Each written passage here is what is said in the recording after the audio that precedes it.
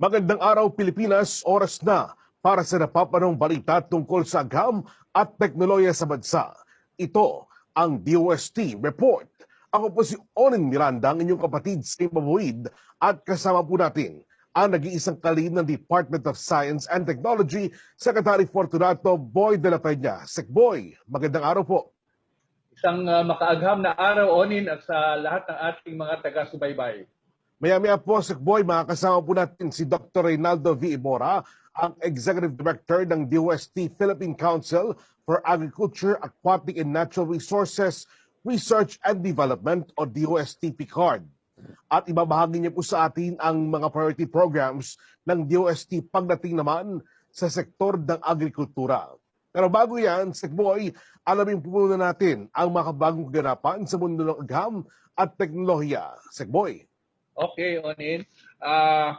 As usual, I will first start with kalusugan and kabuhayan, and then a short break, and I will report on kaayusan at kinabukasan. So, under kalusugan, the first one I would like to report would be the status of negotiations and clinical trial applications for COVID-19 candidate vaccines as of January 19, 2021. The task group on vaccine evaluation and selection are currently working with 25 vaccine developers from 10 countries. So the chairmanship of the task group, of course, is with DOST under Secretary Reynaldo Ebora.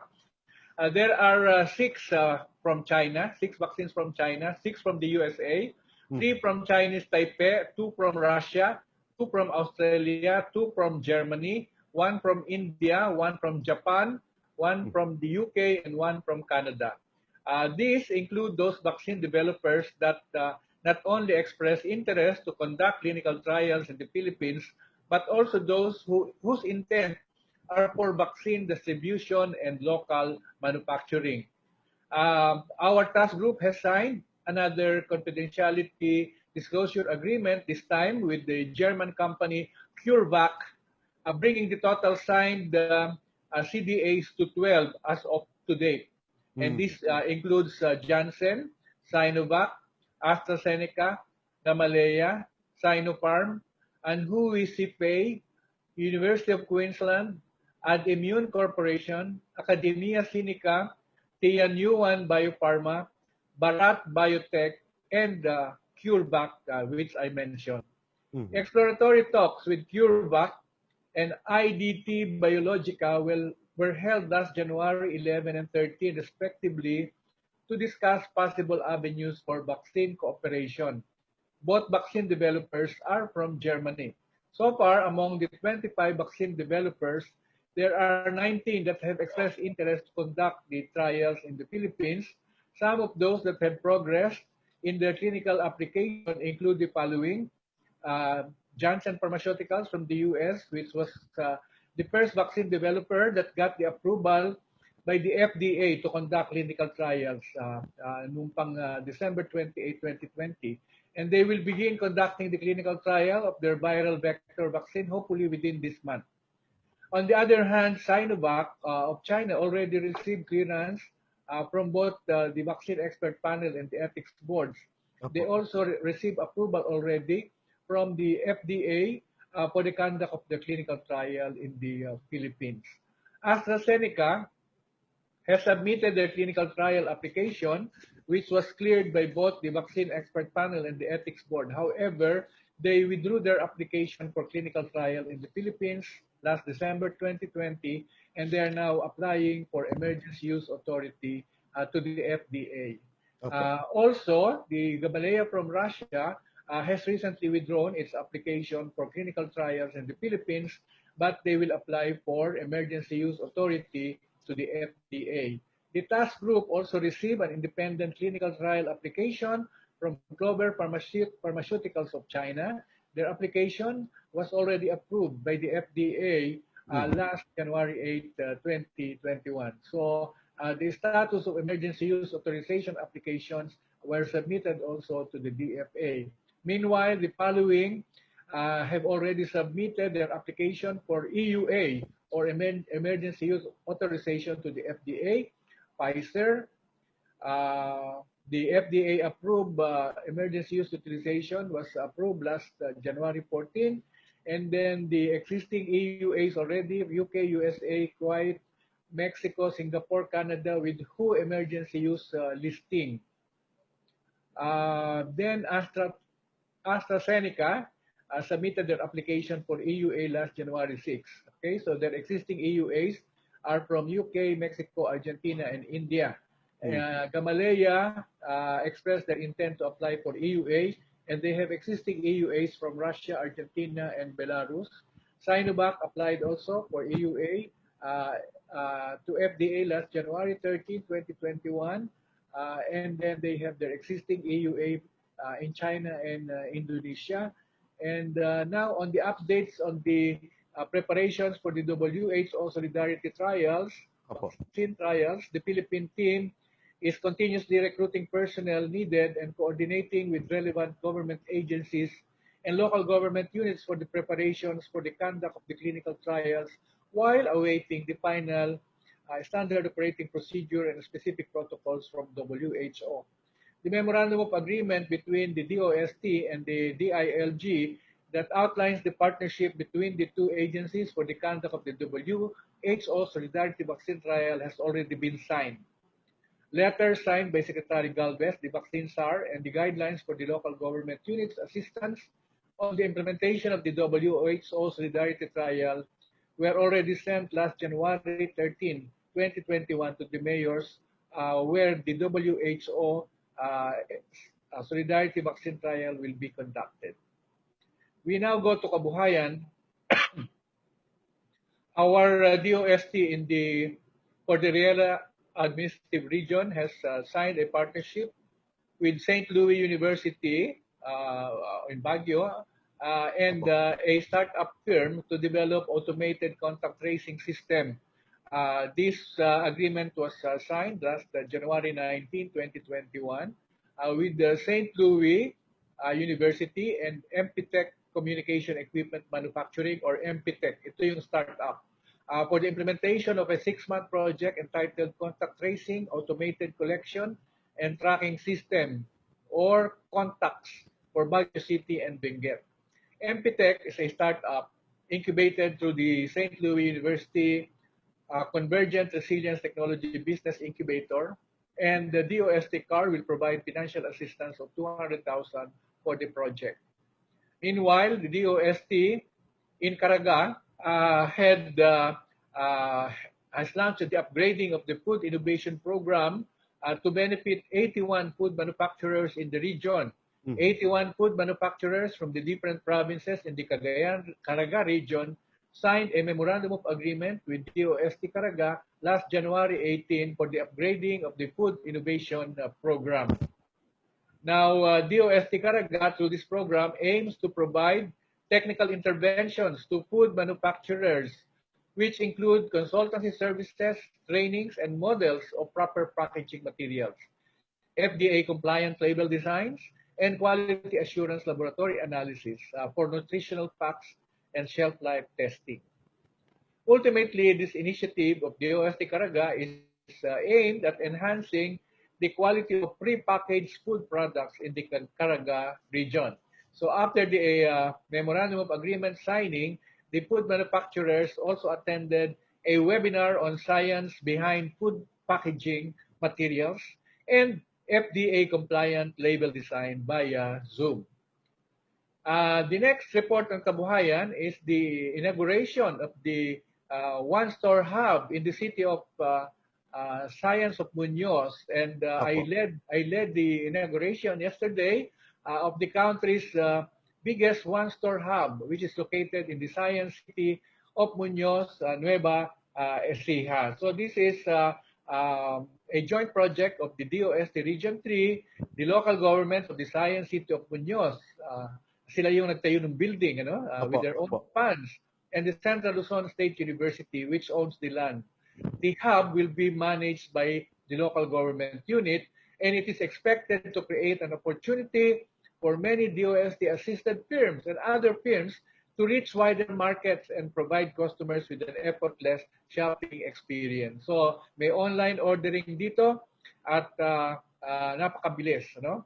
It will also serve as a one-stop shopping pasalubong center in the city. The second floor of the hub is designed to be a venue for technology training. So science and teachers, students and teachers from the Central Luzon State University and nearby schools can have free access to the DOST Starbucks that will be installed or that have been installed in the building to help in their research and development activities. The hub also showcases other DOST projects and those that were done by the other universities which are in the same region. Now, let's move to another regional office, and I'm referring to several regional offices that they have forged partnerships with the DOST Food and Nutrition Research Institute for the training to transfer the enhanced Nutriban. So very, very successful itong technology transfer sa Nutriban. So for example, the DOST CAR has signed an agreement with the Apayao State College, while DOST Calabarzon with the Sabuhin Bakery in Rosario, Batangas, and San Isidro Multipurpose Cooperative in Batangas City. While in Mindanao, DOST Region 10 has 6 set-up operators with the e-Nutriban technology licenses already and have already supplied to the DepEd, stakeholders, and other local government units for feeding programs. Trainings and webinars were also held on the technology. So on January 13 to 15, the DOST Food and Nutrition Research Institute also conducted an online training on e-Nutriban production, as well as good manufacturing processes and 5S in the workplace. And the DOST Region 10 also promoted the technology to 158 officials and representatives from the LGUs and the national government agencies in the 5 provinces, namely Bukidnon, Camiguin, Lanao del Norte, Misamis Occidental, and Misamis Oriental, plus 9 cities, namely Tangub City, Oroquieta City, Osamis City, El Salvador City, Cagayan de Oro City, Gingoog City, Malaybalay City, Valencia City, and Iligan City. So nakita natin, a total of 790 buns produced by the Small Enterprise Technology Upgrading Program cooperators in the region were distributed to the participants of the webinar. In Calabarzon, our Provincial Science and Technology Center in Quezon also conducted technology needs assessment visits to 3 firms for possible adoption of the e-Nutriban technology, and they also held an online consultative meeting with the DOST Food and Nutrition Research Institute for the possible e-Nutriban technology adoption of the Calabarzon Food Solution Hub in the Laguna State Polytechnic University. Also, the Laguna State Polytechnic University promised to comply with the requirements needed for them to be able to comply with the technology. So yan onin, dalawang report sa kalusugan at 4 na report sa kabuhayan. Alright. Unang bahagi po lang yan mga kaibigan at ang balitang gam at teknolohiya. Marami pa kayong dapat malaman. Kawag po nga alis. Ito ang UST Report.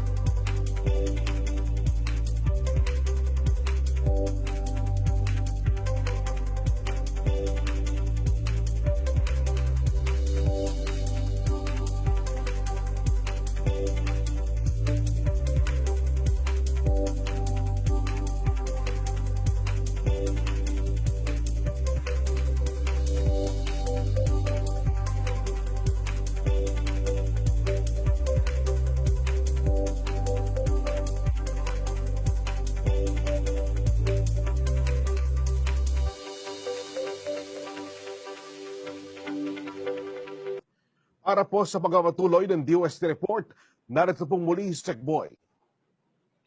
Okay, so itutuloy ko na yung ating report sa kayusa naman. Ang una ay isang teknolohiya na ini-announce na ng ating DOST Industrial Technology Development Institute or DOST ITDI.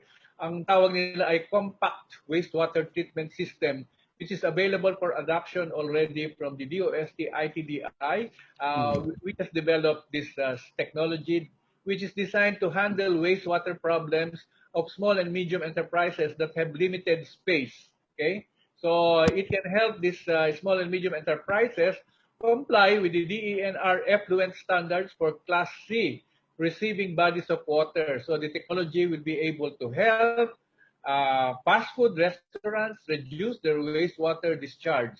The system employs biological treatment wherein the microbes eat up pollutants present in the wastewater. And to ensure the effectiveness of the microbes, our DOST ITDI researchers obtain these microbes from the fast food wastewater. Thus, they can withstand wastewaters with elevated levels of oil and grease.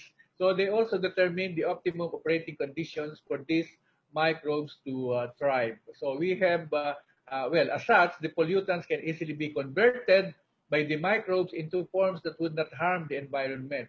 In the process of optimization, our DOST ITDI researchers were able to reconfigure a system that require lesser footprint or area.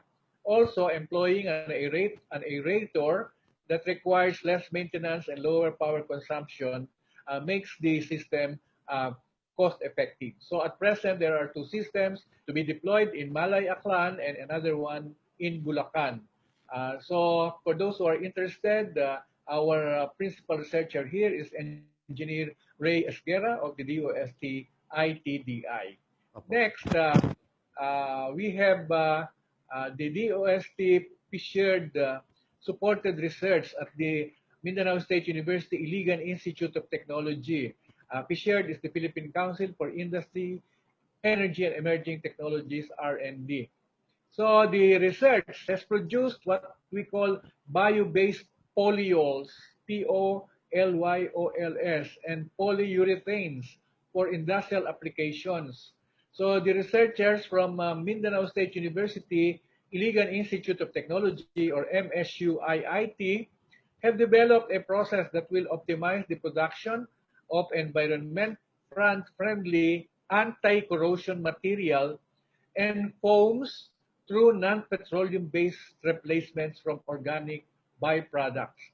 The research team is actually a balik scientist who decided now to stay here for good. Dr. Arnold Guban utilizes coconut oil to produce industry-grade substitute for petroleum-based chemicals which are used in anti-corrosive coatings to protect metals and semi-rigid polyurethane foams as packing materials. They also produce foams from byproducts of biodiesel production and farm waste like rice straw. To date, the project has already exceeded the performance of similar systems and products. They have produced economical polyol production systems from different bio-based sources, experienced high bio-based replacement up to 50% using lignopolyols and up to 100% replacement using coconut-based polyols. Okay, so this is now being in the process of commercialization. One company which actually was a partner already in the research stage, I think has already signed an agreement with MSU-IIT for the licensing. Still on kaayusan, our Central Luzon State University, in the meantime, CLSU, in Muñoz City, developed two agricultural machines. One is the mechanical carrot washer cum sorter, and the other one is the potato digger. So these are very relevant and useful for those who are in the production of carrot and potato. This was actually supported with the PCAARRD monitoring by our DOST Technicom project. Technicom stands for Technology Innovation for Commercialization. The CLSU has recently completed the design optimization for the mechanical carrot washer cum sorter, as well as the for the potato digger. The DOST Technicom project actually on the mechanical carrot washer cum sorter was led by Engineer Marlon Galad from CLSU, and it validated and optimized performance under various field conditions. The initial selling price of the carrot washer cum sorter machine is 250,000 pesos. Meanwhile, the team led by Dr. Helen Gadino, also from CLSU, validated and optimized under various field conditions the performance of a locally developed potato digger. Okay, the potato digger machine is a gas engine, self-propelled equipment designed for small-scale farms. It digs and sheaves potatoes from a single bed plot, reducing the drudgery of farmers during harvesting. It aims to address the problem of the farmers on manual digging potato tubers during harvest. Again, the initial selling price of the potato digger as of 2020 is 36,000 pesos. The machines have undergone machine testing conducted by the Agricultural Machinery and Testing Center, or AMTEC, located in UP Los Baños. So this Technicom actually is one of the flagship programs of the DOST with the Technology Application and Promotion Institute, TAPI, as lead coordinating agency. It aims to fast-track the transfer and commercialization of locally developed innovations and technologies with some financial and technical support.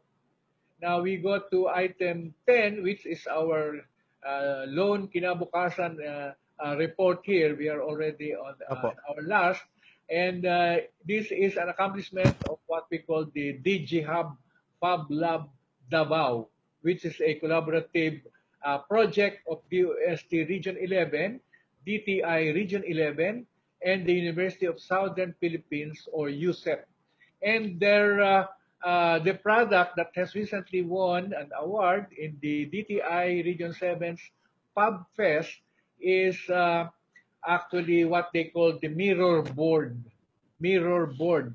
It is an innovative item that provides teachers or instructors a tool that can help them in conducting online classes. Through the mirror board, teachers who are in front of their computers or laptops can easily discuss lessons, which require a step-by-step process and demonstration for students to follow. Such instances include teaching mathematics lessons, which are usually discussed in a procedural manner, like showing solutions to worded problems for students to better understand the topic. When the mirror board is installed, it reflects what is on the keyboard. So this works with Zoom and any other online meeting application as long as it is accompanied with built-in camera software of the laptop. So ang galing nito, no? So habang nandun ka sa computer, project mo through a mirror board. So yan ang kabuuan ng aking report sa yung bandang huli ay sa kaayusan at kinabukasan at sampu lahat ng aking in-report dun sa 4 na K. Maraming salamat, Onin. Maraming salamat po, Sec.Boy. Talagang napakarami po natin ginagawa. Ano po, hindi po uso ang pandemya sa DOST. Sa amin pong pagbabalik, ating alamin ang mga makabagong teknolohiya at mga isasagawang pananaliksik upang mas mapalago ang agrikultura sa bansa. Abangan ang mga priority programs ng DOST sa area po ng Agriculture, Aquatic and Natural Resources ngayong 2021. Huwag po kayong alis, magbabalik pa ang DOST Report.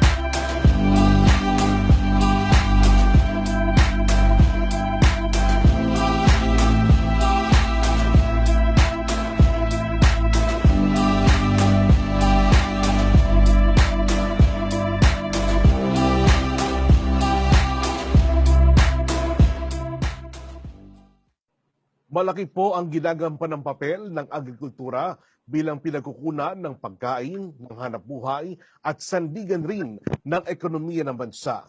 Yan po ay food security, employment and economy. Ilan lamang po yan sa mga naibibigay ng sektor ng Agriculture, Aquatic and Natural Resources. At ang Department of Science and Technology po ay isa sa nangunguna sa pagsasagawa ng research para makatulong palaguin at gawing masaganang sektor na ito sa tulong po ng agham at teknolohiya. Tama ka, Onin, at ang Philippine Council for Agriculture, Aquatic and Natural Resources Research and Development o PCAARRD ng DOST ang nangungunang ahensya sa usaping ito. At ngayon ay makakasama natin si Dr. Reynaldo Ebora, ang Executive Director ng Philippine Council for Agriculture, Aquatic and Natural Resources R&D or PCAARRD upang ibahagi sa atin ang ilan sa mga programang pag-agrikultura ngayong taon. Magandang araw sa iyo, Dr. Ebora. Magandang araw po, Secretary. Magandang araw, Onin. Apo. Sa ating tagapakinig. Yes, sir. Napakalawak ng sektor ng agrikultura, aquatic at natural resources, Dr. Ebora. Ano ang magiging priorities natin para sa taong ito? Sa ngayon po ay nakapokus pa rin kami doon sa ating research and development. Pero pag-itingin po namin lalo yung technology transfer. Sapagkat naniniwala po kami na para maging relevant yung mga results na nakukuha natin, kailangan magamit ito ng ating mga stakeholders. Ngayon po, ang meron kami mga priority projects. Una, yung pagpapalawak ng coconut hybridization program. Katuwang po natin dito ang Philippine Coconut Authority para ma-address yung pagpapataas ng ani ng ating mga niyog. Pangalawa po, meron din po tayong mga karagdagang R&D effort para patuloy na mapaunlad ang ating livestock industry, particularly yung native livestock. At ang pangatlo, meron din po tayong initiative sa aquaculture. Nakapokus po tayo sa tinatawag nating giant freshwater shrimp or ulang at saline tilapia. Ilan po ito sa mga karagdagang proyekto natin sa aquatic sector. At ang ikaapat ay ang pilot testing ng mga agricultural machineries na na-develop ng ating mga implementing agencies. Alright. Dr. Ebora, bakit po ito ang napil natin bigyang pansin o i-prioritize ngayong taon? Nakita po natin na talagang mahalaga yung food security ng bansa, especially ngayong condition natin sa pandemic. Apo. Pangalawa, nakita din po namin na kailangan talagang pag-itingin yung technology transfer para maging relevant at makita yung impact ng mga pananaliksik natin. Magandang malaman ng ating mga kababayan kung anong mga programa at mga teknolohiya ang ating gagawin para sa mga sektor na ito. Unahin na natin ang programa para sa coconut production. Ayon sa datos ng Philippine Statistical Authority, ang Pilipinas ang world's second largest producer of coconut products. Ikalawa tayo sa Indonesia. At ayon sa Philippine Statistics Authority, nasa 3.6 million hectares ang lupaing natataniman ng niyog sa ating bansa. Talagang napakalaking industriya ng coconut sa bansa. Kaya mahalaga na nagbibigay ng suporta ang agham at teknolohiya para mas palagawin pa ito. Dr. Ebora, ano ang mga specific programs natin na nakaplano para sa coconut industry? Sa ngayon po, Secretary, papalawakin natin yung ating coconut hybridization program. Katuwang po natin ang Philippine Coconut Authority. Sa ngayon po kasi ang ani ng ating niyog ay 45 nuts per tree per year. At gusto natin itong pataasin sa 150 nuts per tree per year. At ang isa sa mga paraan para mapataas natin dito ay ang paggamit ng hybrid. Ang PCN po kasi, nakita na nila yung mga parental material na maganda ang quality. Subali, hinhybridize po ito or pinag-asawa para mag-produce ng hybrid. Ang hybrid ho kasi meron tinatawag na hybrid vigor. Ibig sabihin, yung anak nila ay mas maganda ang karakteristik isa dun sa magulang. So ito pong mga hybrid na to ay ipinalaganap na at naging matagumpay sa Region 4A. So mayroon pong bagong project tayong pinanduhan na performance evaluation and adoption of the hybridization scheme of coconut in Region 6 and 12. Ito po ay isasagawa sa Iloilo at Sultan Kudarat at ang pangunahing objective po nito, yung mga hybrid na mapuproduce sa area po ay madaling madidistribute. Dahil yung na-observe po natin, kung halimbawa ang mga hybrid natin na ipoproduce sa isang lugar, medyo mahal po yung transport. Samantalang kung yung hybrid ay gagawin sa particular lugar na malapit kung saan sila itatanim, marireduce po natin yung cost. At inaasahan po din na dahil yung mga parental materials po ay identified na, halimbawa, na-identify na po ng PCA kung alin yung maganda para sa production ng BCO, ano yung magaganda para sa production ng coconut sugar. So bali ang ginawa po ngayon, meron tayo mga dwarf variety at tall variety na hybridize para mas madali po ang processing at madali ang pag-aani. So yung pong mga yon ay paparamihin natin at i-deploy sa mga region na nangangailangan ng mga variety. Pangalawa, meron din pong support ang PCA na ibibigay sa tulong din ng DOST para ma-encourage yung mga magsasaka natin na magtanim ng hybrid. So kung ito po ay magagawa ng mabilisan at pang malawakan, nakikita po natin na magiging malaki ang epekto nito sa coconut industry. At ma-attain natin yung objective na mataas ang ani at mas mataas ang kalidad ng produkto na manggagaling sa nyog. Nakakatuwa o niyan kasi yung maaabot mo lang ng nyog, ano? Ang daling anihin. Ayun. Pero gano'n na pong kalawak talaga itong coconut hybridization program po natin? Sa ngayon po, meron po tayong production area na nasa Quezon. Meron po tayong area na nasa Sampaloc, Quezon. At meron din po nasa Tagkawayan. Ang pollen po nito ay nanggagaling sa Zamboanga. At yun ang pong pinakang nanay ay nandito sa Quezon. So dinadala po yung pollen na hybridize. Yung pong mga bunga noon na hybrid, yun po yung dinidistribute sa mga magsasaka natin. Ang gusto po ng PCA at ng DOST, mas mapalawak itong programa at maabot yung iba't ibang region. Kaya po meron tayong mga scheme na tinitingnan ngayon na sa loob ng isang taon dapat malawakan agad yung pag-distribute. Talagang maganda ho yan, no? Dahil mula Zamboanga at parte ritong probinsya sa Luzon, tulad po ng Quezon, sabi nyo, makakabuo na ng coconut hybrid natin. Opo. Alright. Nabagin nyo rin po ang National Livestock Program po natin. Paano po ba nakakatulong ang DOST sa sektor na ito? Marami po tayong project na pinupuntuhan sa livestock. Ang isa na po dito yung native livestock.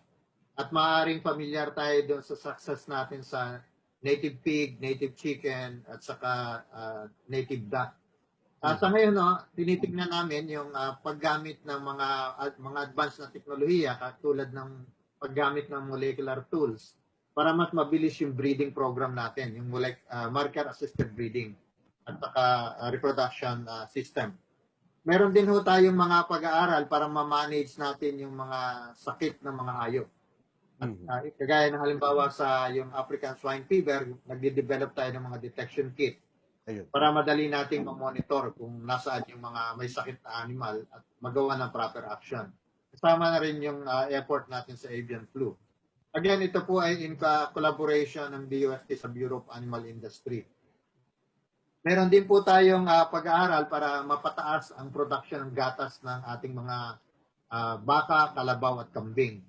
Dahil medyo mababa po ang production ng gatas sa ngayon, pero naniniwala kami na mayroong tamang technology at tamang support ng government, mapapataas natin ito.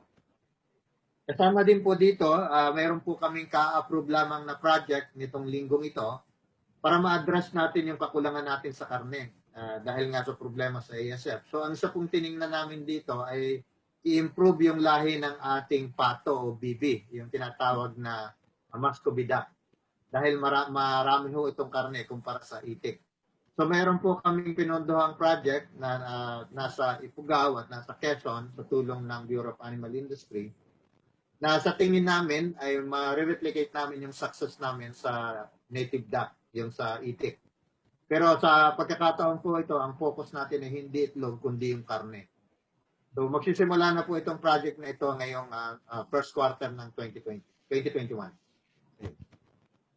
Pumunta naman tayo sa aquaculture na isa ring importanteng sektor sa ating bansa dahil tayo ay isang archipelagic country at tinuturing tayo bilang isa sa may highest per capita fish consumption sa buong mundo. Anong mga programa ba ang ating isinasagawa o isasagawa para sa aquacultura? meron na ba tayong na-develop na mga technology-based systems para dito, Doc Ebora? Bali sa ngayon po, Secretary, tiningnan ng PCAARRD na paunlarin yung pagkukulture ng tinatawag na giant freshwater shrimp o sa Tagalog ay ulang. Napansin po kasi namin na bumababa ang production ng ulang dahil sa overexploitation, population, reduction at saka yung pollution. At the same time, nagkakaroon din po ng pagkasira ng habitat. So pinondahan po namin ang dalawang project pa yung nasa Western Philippine University para aralin yung mga genetic character ng mga ulang natin. Gagamit ng mga advanced molecular tools para makita kung yung mga ulang ba natin ay yung pa ba yung native species natin o yan na ba ay may halo ng galing sa Thailand. So ito po ay merong basic at applied aspect na pag-aaral. Pangalawa po, nagbigay din kami ng suporta sa Marinduque State College para pag-aralan yung reproduction biology ng ulang. At tingnan paano ba sila mapapaanak ng marami dahil ang nakita po natin, kukunti yung mga similyang nakikita sa field, yung mga wild stock. So, kailangan natin silang i-sustain, kailangan ma-develop yung hatchery system para maparami natin sila sa panahon. Bali, ito po yung, hindi lamang po ito para sa aquaculture, kundi para na rin sa biodiversity. Dahil ang ulang po ay dito lamang sa Pilipinas available. Ito po ay isang endemic species.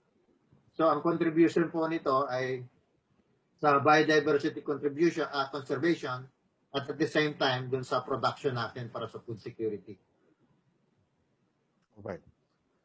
Dahil napag-uusapan din po natin, Secretary at Director, yung technology-based system, isa po sa mga programa na banggit kanina ni Dr. Ebora ay ang commercialization ng mga teknolohiyang makatutulong sa ating mga magsaka at mangingisda para masiguro pong masaganang ani at mataas na kita. Dr. Ebora, maaari po ba kayo magbahagi ng ilang halimbawa ng mga teknolohiyang ito?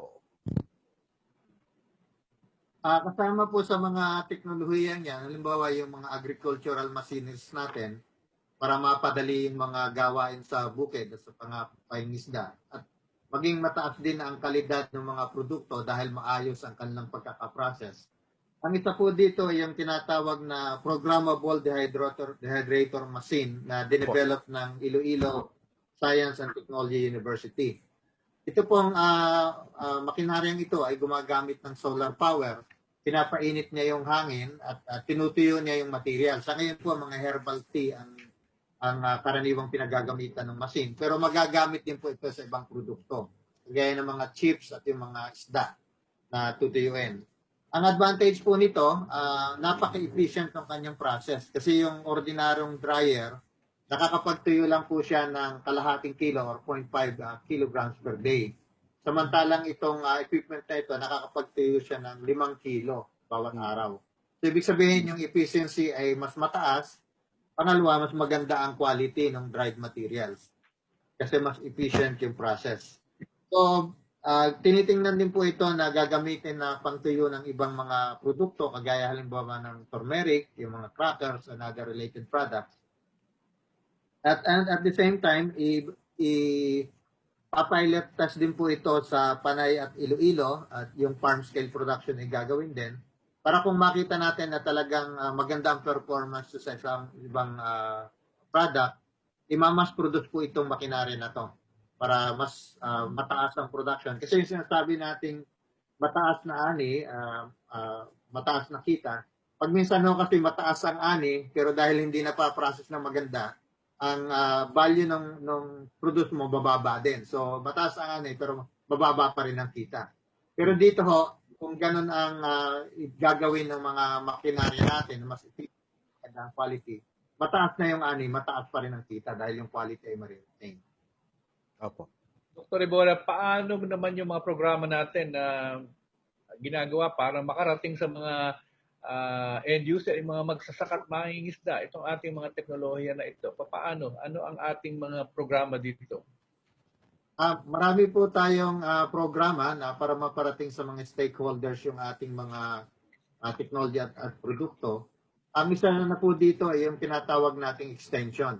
So kung mayroon pong mga kaalaman na na-develop, ito po ay nakikipag-ugnayan tayo sa mga iba't ibang ahensya ng gobyerno para yung knowledge o yung technology ay ma-disseminate for free na pwedeng gamitin ng sino mang interested. At ito rin po yung tinatawag nating for public good. Meron naman po tayong mga technology na nangangailangan ng tulong ng private sector para halimbawa, kailangan nilang mag-produce ng mga material. Opo. So ito po yung mga technology na nilalicense natin sa kanila or kino-commercialize through a certain arrangement. So halimbawa po, meron tayong mga design ng certain machinery, mayroong mga interesadong private sector na gustong mag-fabricate nitong mga equipment na to, binibigay po natin sa kanila yon with proper arrangement. Para yung mga technology developer po natin ay mayroon namang pakinabang doon sa intellectual property. Ang isa pa pong mechanism, meron po tayong mga demonstration farm. At isa po sa effort ng DOST, yung tinatawag nating SICAT.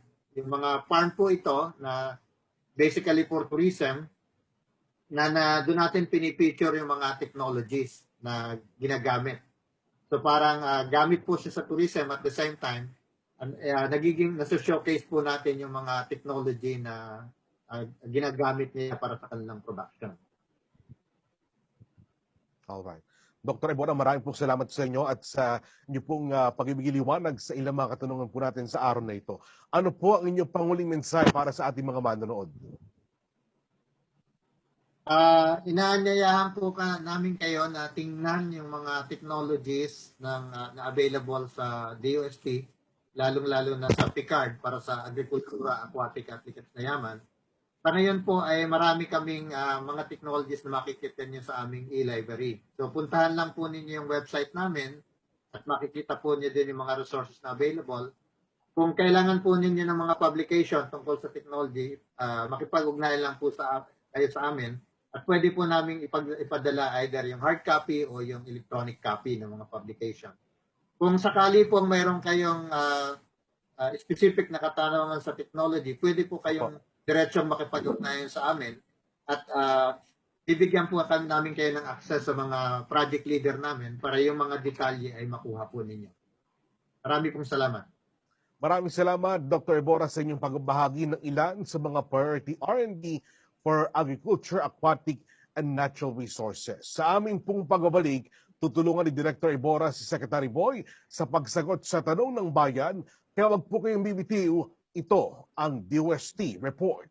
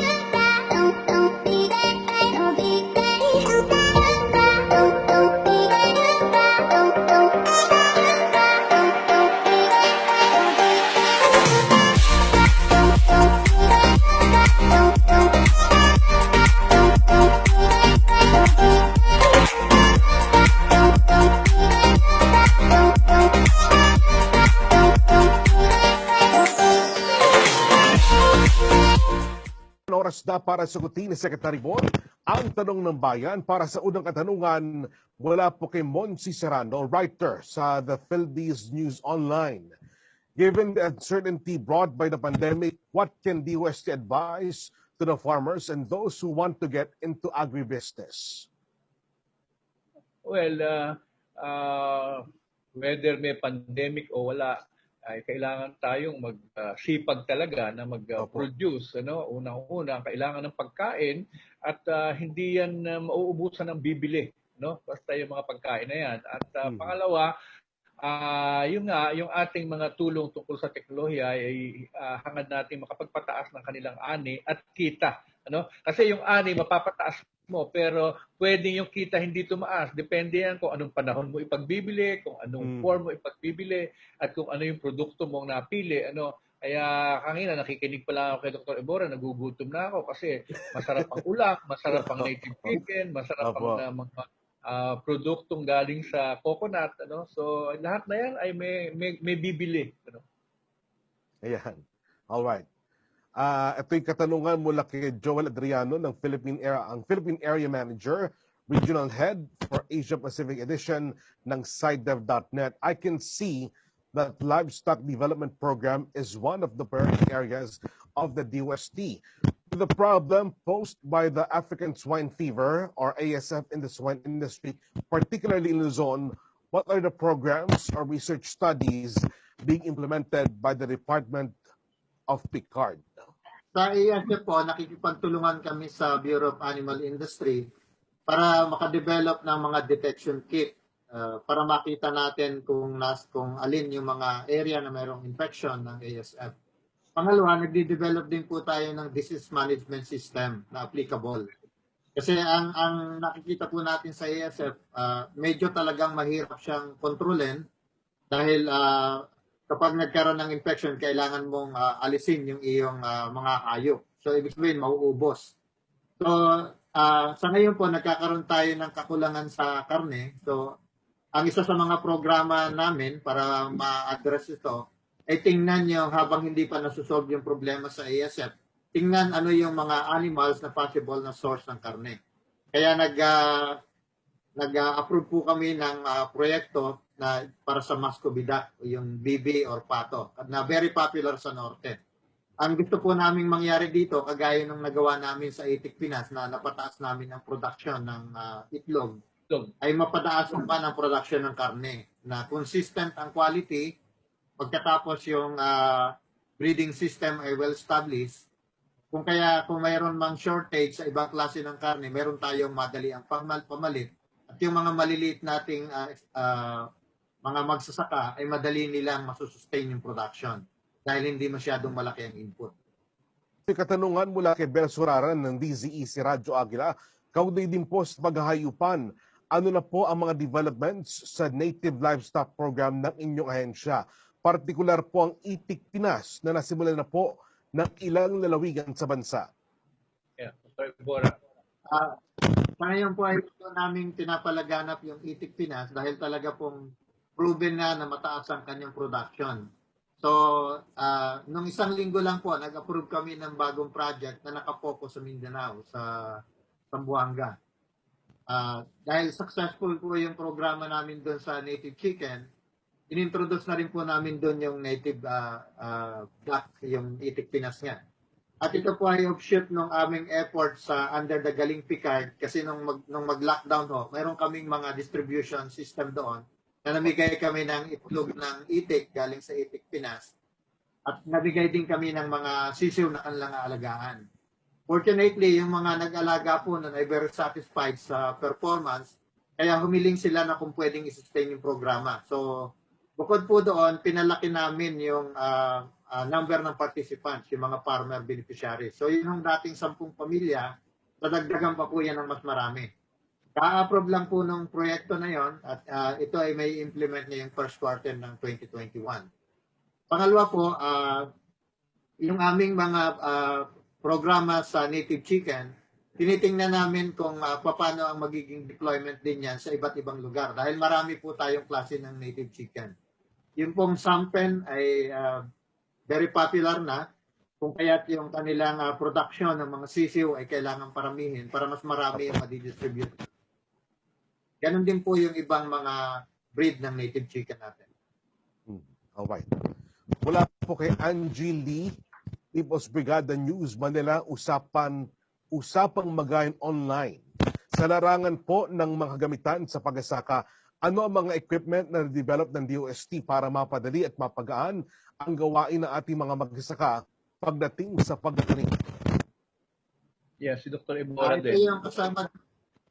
Siguro Secretary kanina nabanggit na yung dalawang equipment na para dito.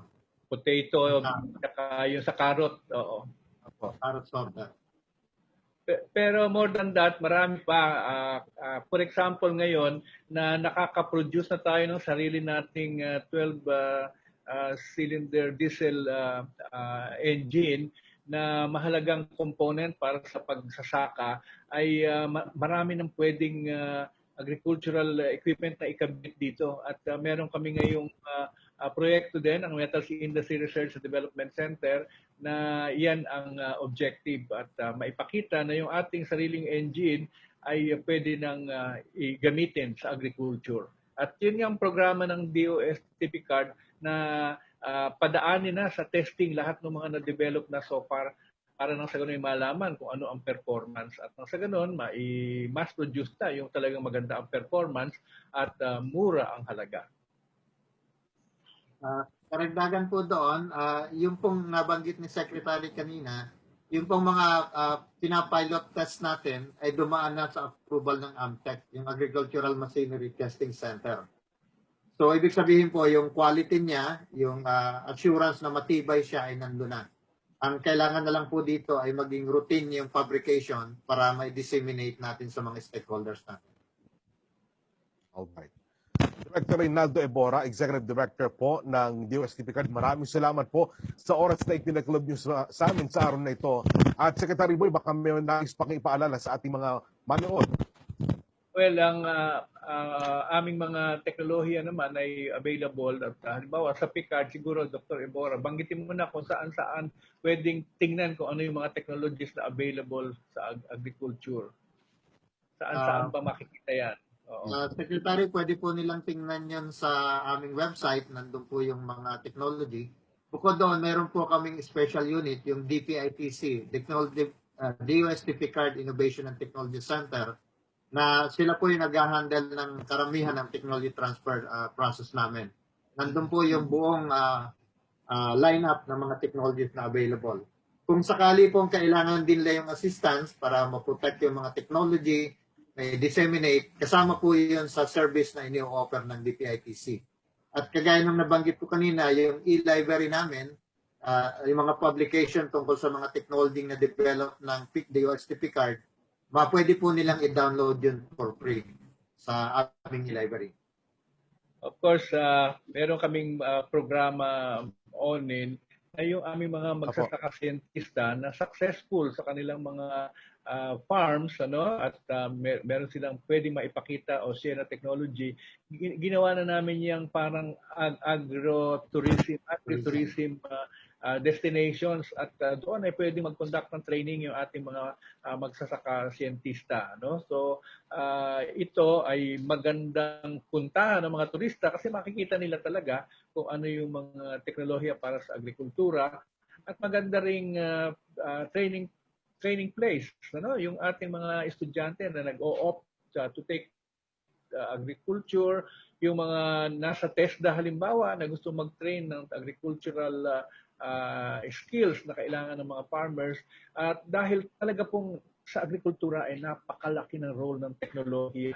At kakahinaya nga lang na ang dami nag-training dito mga agriculturists galing sa iba-ibang bansa.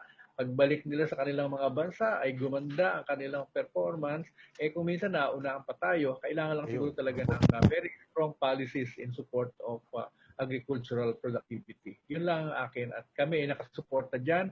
Nakasuporta kami sa DA at sa DENR, kung ano man yung mga kailangan dyan sa sektor na yan. Pati sa DAR, Department of Agrarian Reform. Salamat po. Alright, maraming salamat po, Secretary. At again, Director Reynaldo Ebora, maraming po salamat sa oras na ipinagkalob niyo po sa amin sa araw ito. Mga kaibigan, abangan niyo na rin po ang Sinesensya tuwing Lunes at Expert Talk Online tuwing Miyerkules alas 5 ng hapon kasama si Jel Miranda sa DOST Facebook page at YouTube channel. Mas marami pang balita mula sa mundo ng siyensya at teknolohiya ang ating pag-uusapan. Kaya tutok lamang itong Biyernes alas 4 ng hapon dito sa DOST Facebook page. Ako po si Oning Miranda. Ito ang mga balitang may kinalaman sa siyensya at teknolohiya para sa bawat Pilipino straight from the S&T Authority ng bansa. Ito ang DOST Report